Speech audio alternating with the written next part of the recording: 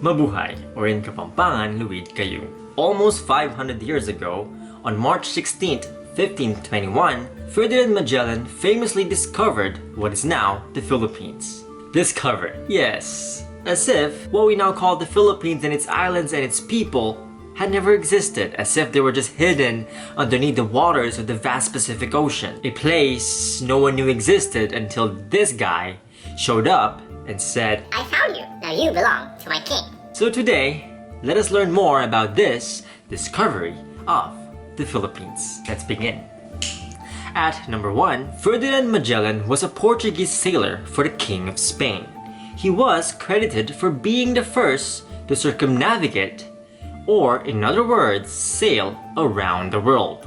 But at number 2, in reality, Magellan did not even complete his own expedition. He was killed by the natives of the Visayas, allegedly by local ruler Datu Lapu-Lapu in the Battle of Mactan, in what is now the Philippines, halfway around the world. So technically, he was not the first to circumnavigate the earth. Ferdinand Magellan was slain before he was able to completely sail around the world. So at number 3, it was his second-in-command, Juan Sebastian Elcano, who led the surviving Spanish sailors to continue and complete the voyage, and thus successfully sailing around the world, proving that indeed the earth was not flat.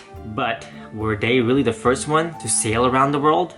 At number 4, in this expedition, Ferdinand Magellan was accompanied by a slave named Enrique de Malaga, otherwise known as Henry the Black. He was a native of the Southeast Asian archipelago who was enslaved by the Portuguese at a very young age. Upon arriving in the Philippines, Enrique was able to communicate with the natives of the Visayan Islands using his own mother tongue, the Malay language, or what are now known as Bahasa Melayu or Bahasa Indonesia. And for whatever reason, Enrique stayed in the Visayas when Elcano left to complete the expedition. It is not known whether Enrique left Cebu to come home to Malacca in what is now Malaysia. But considering Enrique's Austronesian roots from what are now the islands of Southeast Asia, that he may very well be the first person known to successfully circumnavigate the world. And his ability to communicate with the natives of the Visayan Islands proves another contradicting point to this so-called discovery of the Philippines.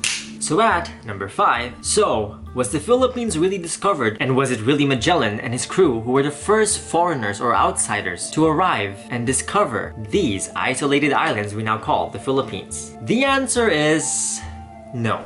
The islands that now make up the Philippines had long been interconnected with other parts of the world. It belongs to the vast Austronesian family of nations, spanning the oceans in between Africa, Asia, and the Americas.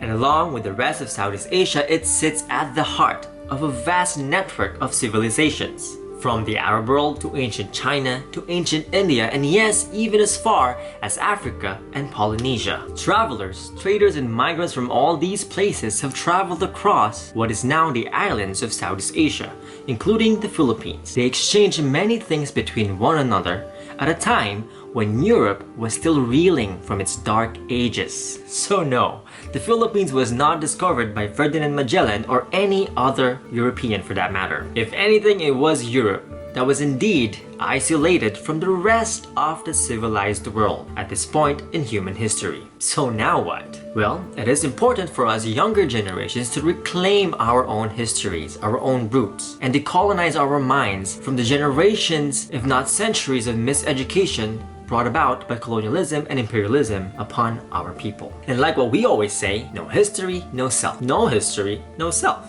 And that is it for me today. To learn more about this topic, check out the links in the description below. And until next time, kita kits, or in Kapampangan, mi kitakes. Bye!